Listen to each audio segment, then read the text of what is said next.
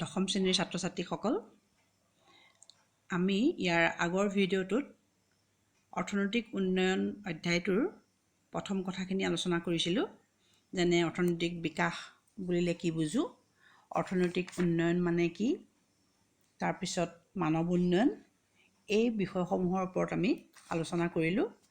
আজি এইটো ভিডিঅ'ত আমি ইয়াৰ পিছৰ বিষয়বস্তুসমূহ যেনে অৰ্থনৈতিক পৰিকল্পনা কাক বোলে, আৰু তাৰপিছতে আহিব গণতান্ত্ৰিক পৰিকল্পনা বুলিলে কি বুজায়, আৰু ভাৰতবৰ্ষৰ পৰিকল্পনা প্ৰকৃততে গণতান্ত্ৰিক হয়নে নহয়, সেই কথাসমূহৰ বিষয়ে আমি আজি আলোচনা কৰিম।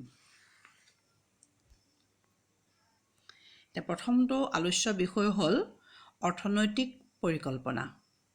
অৰ্থাৎ অৰ্থনৈতিক পৰিকল্পনা মানে কি? নিৰ্ধাৰিত এছোৱা সময়ৰ ভিতৰত কেতবোৰ সুনিৰ্দিষ্ট লক্ষ্যত উপনীত হোৱাৰ উদ্দেশ্যে এক কেন্দ্ৰীয় কৰ্তৃপক্ষৰ দ্বাৰা দেশৰ অৰ্থনীতিৰ নিয়ন্ত্ৰণ আৰু দিগদৰ্শনেই হ'ল অৰ্থনৈতিক পৰিকল্পনা। অৰ্থাৎ এখন দেশৰ উন্নয়নৰ কাৰণে দেশখনৰ চৰকাৰে কিছুমান লক্ষ্য আৰু উদ্দেশ্য ঠিক কৰি আৰু সেই লক্ষ্য আৰু উদ্দেশ্যবোৰ বাস্তৱত ৰূপায়িত কৰিবৰ কাৰণে যিখন আঁচনি প্ৰস্তুত কৰে, সেই আঁচনিখনেই হ'ল অৰ্থনৈতিক পৰিকল্পনা। ছাত্ৰ ছাত্ৰীসকল, আমি সকলোৱে জানো যে 1947 চনত ভাৰতবৰ্ষ স্বাধীন হোৱাৰ পাছত 1951 চনৰ পৰা পৰিকল্পনা অনুসৰি দেশখনৰ উন্নয়নৰ কাম কাজবোৰ কৰি অহা হৈছে। আৰু ভাৰতবৰ্ষত প্ৰতি 5 বছৰৰ মূৰে মূৰে দেশখনৰ অৰ্থনৈতিক উন্নয়নৰ বাবে পৰিকল্পনা প্ৰস্তুত কৰা হয়, আৰু সেই পৰিকল্পনাত কিছুমান লক্ষ্য আৰু উদ্দেশ্য নিৰ্ধাৰণ কৰি সেইমতে দেশৰ উন্নয়নৰ কাম কাজবোৰ চলোৱা হয়। আৰু তেনেকৈ আঁচনি প্ৰস্তুত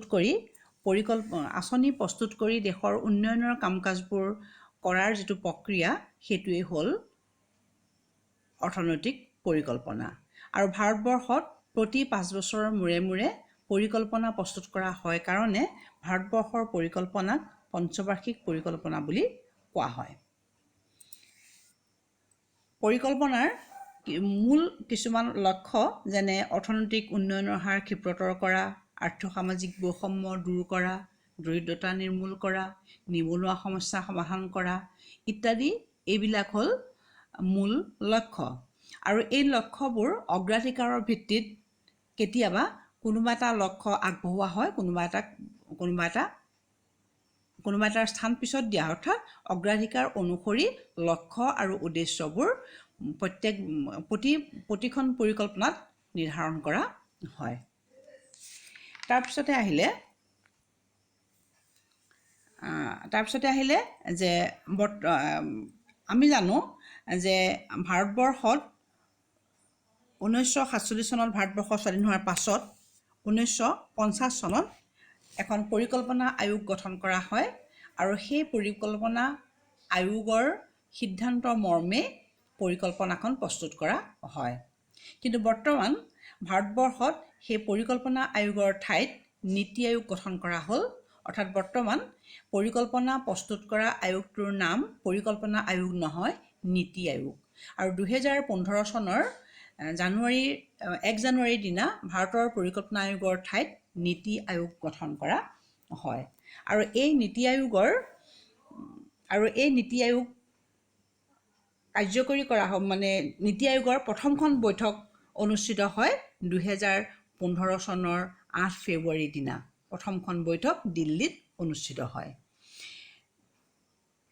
ভাৰতবৰ্ষৰ পৰিকল্পনা প্ৰস্তুত কৰাৰ দায়িত্ব যেতিয়া পৰিকল্পনা আয়োগে কৰিছিল, তেতিয়াও পৰিকল্পনা আয়োগৰ অধ্যক্ষ আছিল দেশখনৰ প্ৰধানমন্ত্ৰীজন।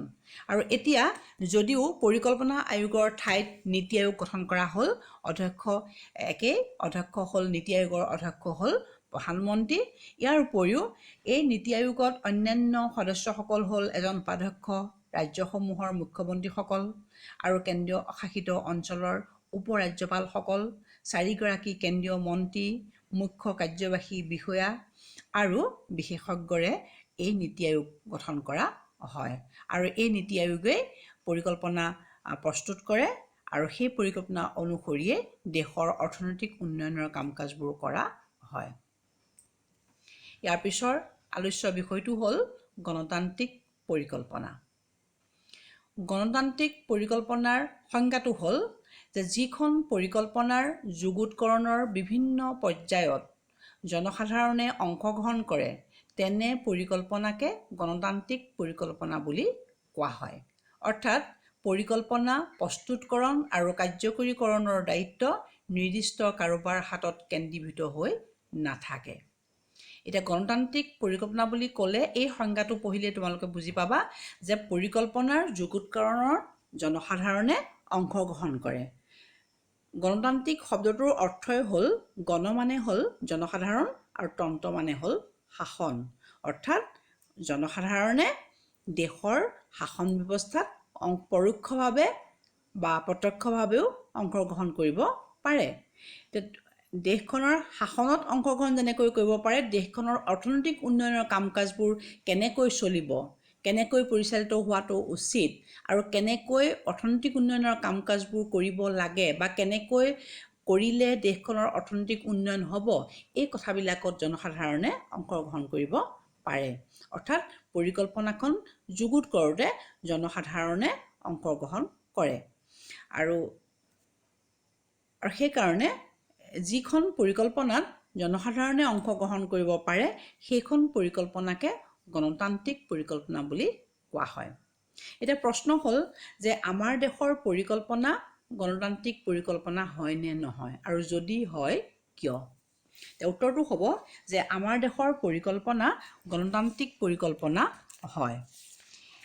কাৰণ আমাৰ দেশৰ পৰিকল্পনাক এইকাৰণেই গণতান্ত্ৰিক বুলি ক'ব পাৰোঁ যে আমাৰ দেশৰ পৰিকল্পনাত জনসাধাৰণে অংশগ্ৰহণ কৰিব পাৰে। ইয়াৰ আগতে মই ক'লোৱেই যে গণতান্ত্ৰিক পৰিকল্পনা মানে হ'ল সেইখন পৰিকল্পনা য'ত জনসাধাৰণে অংশগ্ৰহণ কৰিব পাৰে। অৰ্থাৎ পৰিকল্পনাৰ উদ্দেশ্য আৰু লক্ষ্য নিৰূপণ, লক্ষ্যসমূহৰ কাৰ্যকৰীকৰণ আদিত জনসাধাৰণে অংশগ্ৰহণ কৰিব পাৰে। গণতান্ত্ৰিক পৰিকল্পনা ক্ষমতাৰ বিকেন্দ্ৰীকৰণৰ সৈতে জড়িত। অৰ্থাৎ গণতান্ত্ৰিক পৰিকল্পনাত ক্ষমতাটো কোনো এটা নিৰ্দিষ্ট স্তৰত বা কোনো নিৰ্দিষ্ট ব্যক্তিৰ হাতত কেন্দ্ৰীভূত হৈ নাথাকে। এইটো হ'ল গণতান্ত্ৰিক পৰিকল্পনাৰ আন এটা বৈশিষ্ট্য। ভাৰতৰ ক্ষেত্ৰত দেখা যায় বা আমাৰ দেশৰ ক্ষেত্ৰত দেখা যায় যে ভাৰতৰ শাসন ব্যৱস্থা তিনিখলপীয়া। অৰ্থাৎ কেন্দ্ৰত কেন্দ্ৰীয় চৰকাৰ থাকে, ৰাজ্যবিলাকত ৰাজ্য চৰকাৰ আৰু ইয়াৰ উপৰিও স্থানীয় নিকায়সমূহ যেনে পঞ্চায়ত আৰু নগৰপালিকা। এই তিনিওটা স্তৰতেই পৰিকল্পনাৰ লক্ষ্যসমূহ আলাপ আলোচনাৰ মাজেৰে নিৰ্ধাৰণ হয়। এই তিনিওটা পৰ্যায়ত ৰাইজৰ প্ৰতিনিধিসকল থাকে আৰু এই প্ৰতিনিধিসকল ৰাইজৰ অভাৱ অভিযোগৰ ওপৰত ভিত্তি কৰি পৰিকল্পনাৰ লক্ষ্যসমূহ প্ৰতিনিধিসকলে নিৰ্ধাৰণ কৰে আৰু তাক কাৰ্যকৰী কৰে। পৰিকল্পনাৰ লক্ষ্যসমূহ সঠিককৈ কাৰ্যকৰী নহ'লে আৰু পৰিকল্পনাৰ সুফল অৰ্থনীতিখনৰ সকলো জনসাধাৰণে সমপৰিমাণে ভোগ কৰিবলৈ নাপালে বিভিন্ন মাধ্যমৰ জৰিয়তে যেনে ধৰি লোৱা বাতৰি কাকত বা টিভি বা ৰেডিঅ' বা অন্যান্য মাধ্যমৰ জৰিয়তে জনসাধাৰণে প্ৰতিবাদ কৰিব পাৰে। তদুপৰি লক্ষ্য আৰু উদ্দেশ্যসমূহ নিৰূপণ কৰোঁতে জনসাধাৰণৰ মতামতো প্ৰয়োজন হয় বা মতামত দাঙি ধৰিব পাৰে। গতিকে সেইকাৰণে ভাৰতৰ পৰিকল্পনাক গণতান্ত্ৰিক পৰিকল্পনা বুলি কোৱা হয়। প্ৰথম কথা হ'ল পৰিকল্পনা প্ৰস্তুতকৰণৰ কাৰণে যিখিনি ব্যক্তি জড়িত হৈ থাকে সেইসকলক জনসাধাৰণে নিৰ্বাচন কৰে। দ্বিতীয় কথা হ'ল ক্ষমতা কোনো বিশেষ ব্যক্তিৰ হাতত কেন্দ্ৰীভূত হৈ নাথাকে, অৰ্থাৎ বিকেন্দ্ৰীকৰণ হয়। আৰু ৩ নম্বৰ হ'ল পৰিকল্পনাৰ লক্ষ্য আৰু উদ্দেশ্যসমূহ বাস্তৱত কাৰ্যকৰী নহ'লে বা পৰিকল্পনাৰ লক্ষ্য আৰু উদ্দেশ্যসমূহৰ সুফল সকলো জনসাধাৰণে সমানে ভোগ কৰিবলৈ নাপালে জনসাধাৰণে বিভিন্ন মাধ্যমৰ জৰিয়তে চৰকাৰক অৱগত কৰিব পাৰে। আৰু সেইকাৰণে ভাৰতবৰ্ষৰ পৰিকল্পনাক গণতান্ত্ৰিক পৰিকল্পনা বুলি ক'ব পাৰি। ইয়াৰ পিছৰ কথাটো হ'ল যে ভাৰতৰ পৰিকল্পিত অৰ্থনৈতিক উন্নয়ন অৰ্থাৎ 1951 চনৰ পৰাই ভাৰতবৰ্ষৰ অৰ্থনৈতিক উন্নয়ন পৰিকল্পনা অনুসৰি কৰি অহা হৈছে আৰু প্ৰতি 5 বছৰৰ মূৰে মূৰে পৰিকল্পনা প্ৰস্তুত কৰা হয় আৰু সেই পৰিকল্পনা অনুসৰি অৰ্থনৈতিক উন্নয়নৰ কাম চলোৱা হয়। এতিয়া কথা হ'ল যে এই ভাৰতৰ পৰিকল্পিত অৰ্থনৈতিক উন্নয়নক দুটা ভাগত ভগাব পাৰি।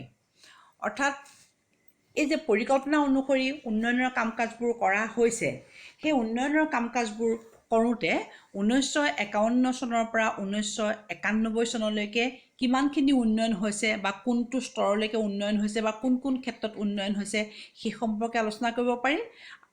আৰু দ্বিতীয়তে 1991 চনৰ পৰা বৰ্তমানলৈকে কি পৰিৱৰ্তন হৈছে, পৰিকল্পনা অনুসৰি কাম কাজবোৰ কৰি কোন কোন দিশত উন্নয়ন হৈছে সেই সম্পৰ্কে আলোচনা কৰিব পাৰি।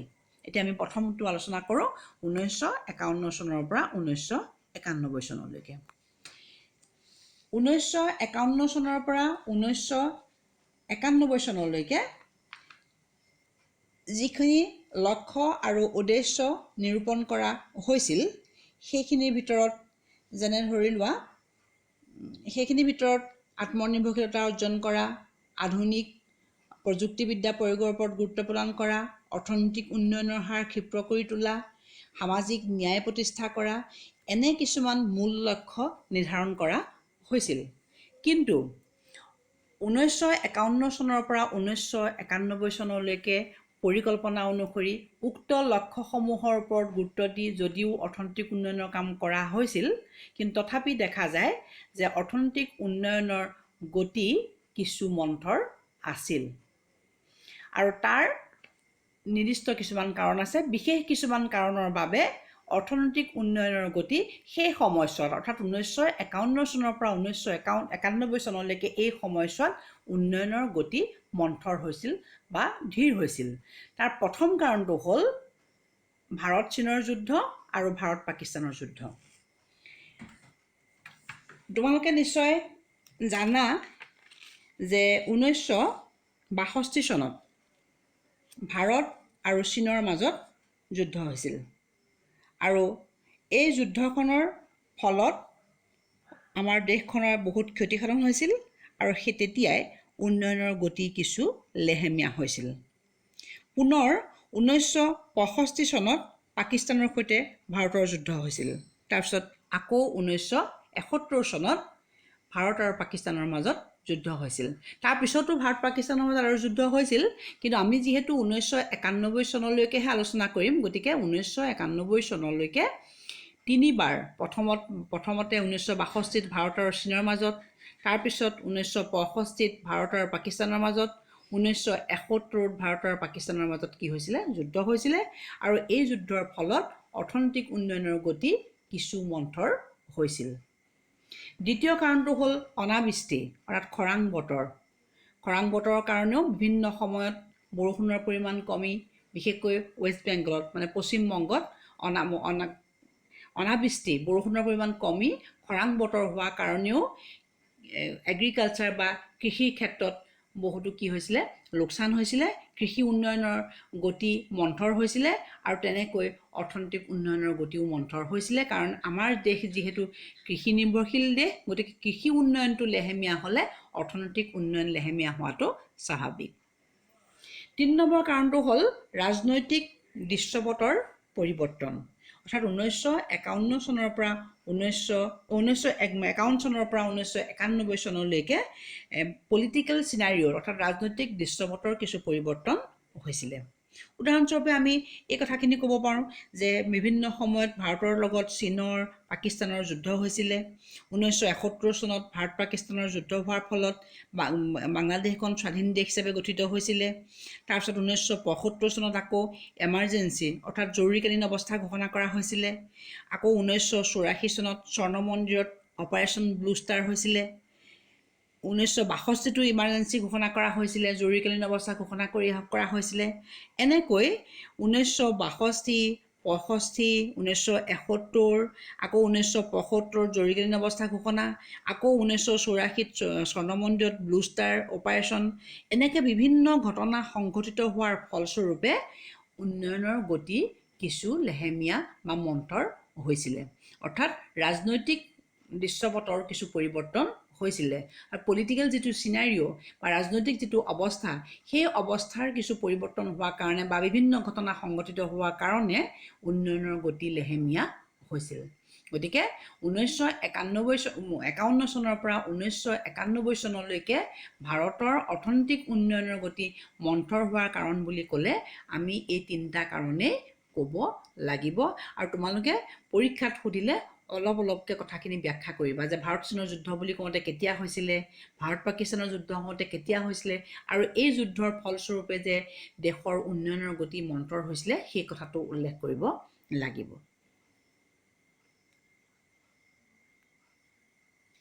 গতিকে ছাত্ৰ ছাত্ৰীসকল এইখিনিলৈকে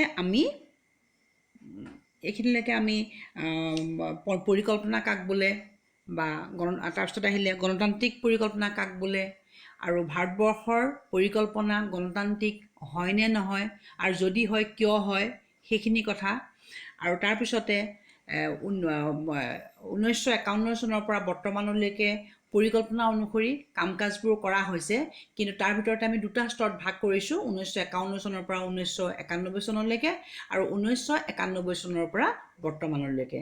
গতিকে মই এতিয়া 1951 চনৰ পৰা 1991 চনলৈকে ভাৰতবৰ্ষৰ অৰ্থনৈতিক উন্নয়নৰ গতিৰ বিষয়ে আলোচনা কৰিলোঁ।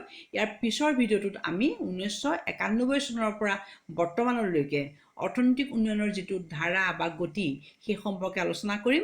আৰু 1951 চনৰ পৰা 91 চনলৈকে যিটো অৰ্থনৈতিক উন্নয়ন হৈছিলে তাৰ লগত 1991 চনৰ পৰা বৰ্তমানলৈকে যিটো অৰ্থনৈতিক উন্নয়নৰ গতি, এই দুটা স্তৰৰ মাজত কিবা পাৰ্থক্য আছে নেকি সেই সম্পৰ্কে আমি আলোচনা কৰিম নেক্সট ভিডিঅ'টোত। তোমালোকে এইখিনিলৈকে যিখিনি কথা আলোচনা কৰা হ'ল তাৰ ওপৰত বেলেগ বেলেগ প্ৰশ্ন, যেনে ধৰি লোৱা অৰ্থনৈতিক পৰিকল্পনা মানে কি বুজা, গণতান্ত্ৰিক পৰিকল্পনা মানে কি বুজা, ভাৰতবৰ্ষৰ পৰিকল্পনা গণতান্ত্ৰিক হয়নে, তোমাৰ উত্তৰৰ সপক্ষে যুক্তি আগবঢ়োৱা, তাৰপিছত অৰ্থনৈতিক উন্নয়নৰ যিটো ধাৰা ভাৰতবৰ্ষৰ সেইটো দুটা স্তৰত ভাগ কৰিব পাৰি 1951 চনৰ পৰা 1991 চনলৈকে, আৰু এই সময়ছোৱাত অৰ্থনৈতিক উন্নয়নৰ বাবে কোনবোৰ লক্ষ্যৰ ওপৰত গুৰুত্ব প্ৰদান কৰা হৈছিল, আৰু সেই লক্ষ্যবোৰ বাস্তৱত ৰূপায়িত হৈছিল নে, যদি নাই হোৱা কিয় নাই হোৱা, কোনবোৰ কথাৰ বাবে সেই সময়ত অৰ্থনৈতিক উন্নয়নৰ গতি মন্থৰ হৈছিল, এই প্ৰশ্নখিনিৰ উত্তৰ তোমালোকে কৰিবা। মই ভিডিঅ'কেইটা শেষ হোৱাৰ পাছত গোটেই চেপ্টাৰটোৰ বা গোটেই অধ্যায়টোৰ অনুশীলনীত থকা প্ৰশ্নখিনিৰ উপৰিও কেনেকুৱা প্ৰশ্ন পৰীক্ষাত আহিব পাৰে মই সেই প্ৰশ্নৰ এখন তালিকা তোমালোকক দিম। সেই অনুসৰি তোমালোকে প্ৰশ্নখিনিৰ উত্তৰ কৰিবা, আৰু মই ভাবোঁ তেতিয়া তোমালোকে পৰীক্ষাত যিকোনো প্ৰশ্ন সুধিলে তোমালোকে উত্তৰ দিব পাৰিবা। আৰু এই কথাখিনি সকলো ছাত্ৰ ছাত্ৰীয়ে খুব ক্লিয়াৰকৈ জনাটো উচিত, কাৰণ ইয়াৰ ওপৰত বেছ কৰিয়ে আমি পিছত বেলেগ কিছুমান কথা আলোচনা কৰিব লাগিব।